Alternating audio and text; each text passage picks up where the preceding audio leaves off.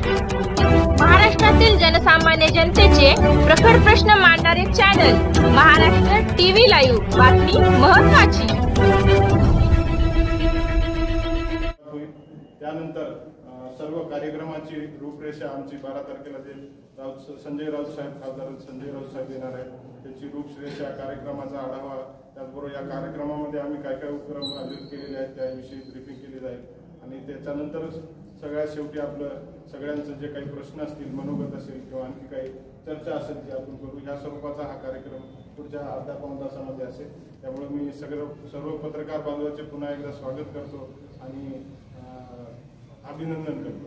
धन्यवाद।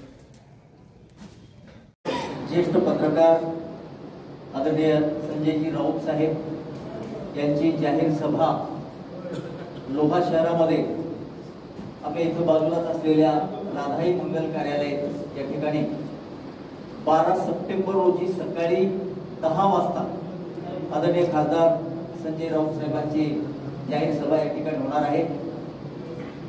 आणि त्या संदर्भात शिवसेनेचे राज्य संघटक आणि लोहा कंधार विधानसभा मतदारसंघाचे भावी आमदार आमचे नेते आदरणीय एकनाथदादा पवार साहेब यांनी खास आपल्यासोबत संवाद साधण्यासाठी, आपल्यासोबत हितगुज करण्यासाठी आदरणीय एकनाथदादा पवार यांनी आजची ही पत्रकार परिषद आयोजित केलेली आहे।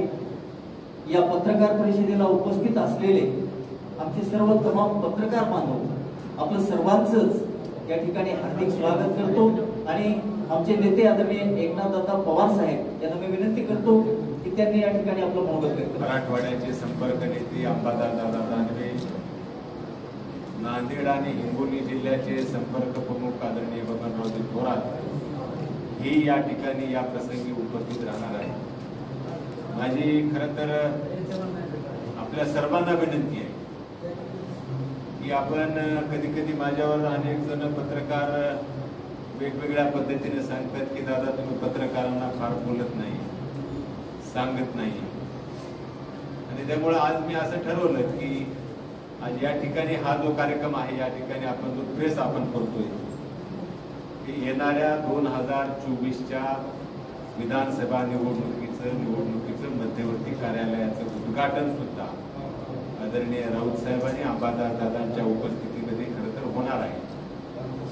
आणि ही जी विधानसभा 2024ची आहे, शिवसेनेच्या माध्यमातून महाविकास आघाडी 100% जिंकण्यासाठी गेले 4 वर्षापासून आम्ही प्रयत्नशील आहोत। आणि होणाऱ्या पुढच्या 2-2.5 महिन्याच्या काळाच्या नंतर ही जी निवडणूक येणार आहे, या निवडणुकीमध्ये महाविकास आघाडीचा शिवसेनेचा आमदार या मतदारसंघामध्ये 100% निवडून येईल अशा पद्धतीचं वातावरण पूर्ण मतदारसंघामध्ये आहे।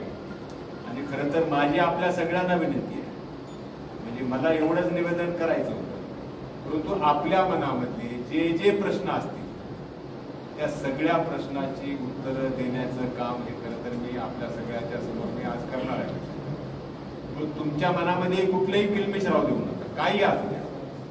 आणि माझ्या मनामध्ये तर काहीच किलमिश नाही, कारण मी तर ओपन 4 वर्ष हेच वाक्य बोलतोय, हा मतदारसंघ दाजी भाऊजीच्या कचाट्यातून बाहेर काढायचा आहे। वाड्यावर, वस्त्यावरचे, तांड्यावरचे रस्ते करायचे, इथल्या महिला भगिनींना चांगल्या पद्धतीच्या दवाखान्याच्या सुविधा मिळाल्या पाहिजे अशा पद्धतीचं काम करायचंय। गोरगरिबांच्या मुलांना जिल्हा परिषदेच्या शाळांमध्ये चांगल्या पद्धतीचं शिक्षण मिळालं पाहिजे अशा पद्धतीचा प्रयत्न करायचा आहे। या ठिकाणची जी बेरोजगारी आहे ते बेरोजगारी कशा पद्धतीनं कमी करता येईल यासाठी खरं तर प्रामाणिकपणानं काम करण्याची गरज आहे। कंधार सारखं जे शहर आहे की ज्या शहरामध्ये पर्यटनाला खूप मोठी चालना देऊ शकतो, म्हणजे कंधार शहर संध्याकाळी 6:30-7 वाजता ते बंद होते, ते कंधारचं शहर रात्री 10 वाजेपर्यंत चालू करून कंधारचं मार्केट पुन्हा उभा कशा पद्धतीने करता येईल। आणि पुढच्या काळामध्ये या 2024च्या निवडणुकीच्या माध्यमातून लोहा कंधारच्या विकासाचा रोड मॅप खरं तर या सगळ्या कार्यक्रमाच्या माध्यमातून आपल्या समोर मला मांडायचा आहे लक्षात। त्यामुळे माझी आपल्या सगळ्यांना विनंती आहे की आपल्याला जे प्रश्न विचारायचे बिनधास्त विचारा, एकाच झाली की एकाने विचारा, एवढीच माझी विनंती आहे। तुमच्या मनामध्ये काही गोष्टी वाटत असतील, संजय राऊत साहेबांची सभा निवडणूक नाही लागली कशा पद्धतीने होणार आहे, आपल्या मनामध्ये अनेक गोष्टीचे प्रश्न असू शकतात, या मतदारसंघामध्ये मी म्हटलं ना की हा मतदारसंघ खूप हवेवर चालतो बऱ्याच, आणि ही एक हवा मतदारसंघामध्ये की हा मतदारसंघ कुणाला मिळणार आहे, उमेदवार कोण असणार आहे, काय नेमकं म्हणजे इतके चित्र असणार आहे, हेही सगळे प्रश्न आहेत. आणि मला असं वाटतं की तुमच्या सगळ्या प्रश्नांची उत्तरं 12 तारखेला आदरणीय संजय राऊत साहेबांच्या त्यांच्या भाषणामधून सभेमधून होणार आहे लक्षात. त्यामुळे याच्या अगोदर सचिन भाऊ अहिर यांनी जेव्हा पुण्यामध्ये त्यांनी मार्गदर्शन केलं, पुण्यामध्ये सभा केली, छत्रपती संभाजीनगरमध्ये सुद्धा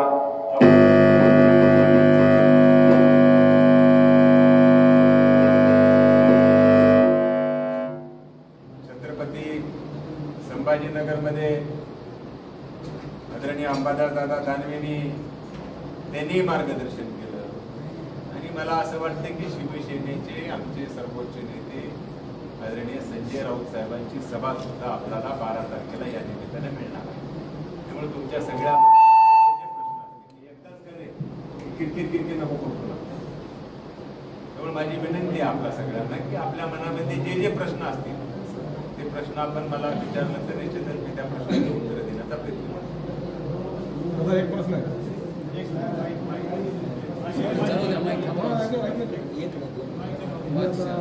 शिवसेनेचे महाराष्ट्र प्रदेश संघटक आहोत, महाविकास आघाडीमध्ये आहोत. तर आपण लढा खंदारचे आमदार एका पक्षाचे पक्ष हे महाविकास आघाडीमध्ये आहेत नाही. आता लवा खंदारचे विद्यमान आमदार शेका पक्षाचे आणि ते महाविकास आघाडीचे आहेत. विलास भाऊ, हा प्रश्नाचं उत्तर माझ्यापेक्षा अधिक तुम्हाला बरोबर ना? म्हणजे ते महाविकास आघाडीत आहे का महायुतीमध्ये आहे, तर हे माझ्यापेक्षा अधिक तुम्हाला माहिती. मी माझ्या तोंडामधून एखादी गोष्ट सांगावी याची मला वाटते की मतदारसंघामध्ये गरज नाही. म्हणजे ती जर परिस्थिती जर सांगितली त्याच्यावर मी अनेक वेळा भाष्य केलं. त्यामुळे ते कुणाच्या बरोबर आहे, विधान परिषदेत कुणाबरोबर आहे, सत्तेत कुणाबरोबर गेले, कुणाबरोबर नाही गेले, मागच्या आठवड्यात कुणाच्या मिटिंग झाल्या, कुणाबरोबर फिरले. आणि मी तुम्हाला एवढंच सांगतो, या मतदारसंघामधल्या नेत्यांना पैशाचा माज आणि मस्ती आल्या, तो माज यावेळेस हा मतदारसंघामध्ये सर्वसामान्य जनता ही उठवणार आहे. पैशाच्या जोरावर मी काहीही करू शकतो हा जो भ्रम आहे ना लोकांच्या मनामध्ये, भ्रम पुढच्या येणाऱ्या निवडणुकीच्या काळामधून अनेक जण काढणार आहेत. त्यामुळे विद्यमान आमदार पुण्या पक्षाचे होते, तर ते महाविकास आघाडीत होते, तर शेतकरी कामगार पक्षाच्या त्यांच्या सुविद्य पत्नी महिला प्रदेशाध्यक्षा होत्या. निवडणुकीच्या काळावर त्यांची हकालपट्टी होणं कशाचं लक्षण हे आपल्या सगळ्यांना माहीत आहे. त्यामुळे त्या प्रश्नाकडे मी अधिक नाही, आपल्या सगळ्यांना माहीत आहे.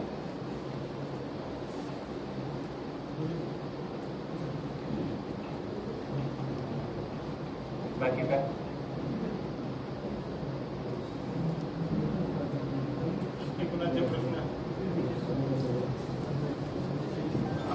आपण आता सांगितलं की बाबा या भागातील बेरोजगारी दूर करण्याचा प्रयत्न करणार, तर आपल्या मतदारसंघामध्ये बेरोजगारी दूर करण्यासाठी आपण कोणता एखादा प्रोजेक्ट असेल किंवा उद्योग असेल तर ते कोणती संकल्पना आहे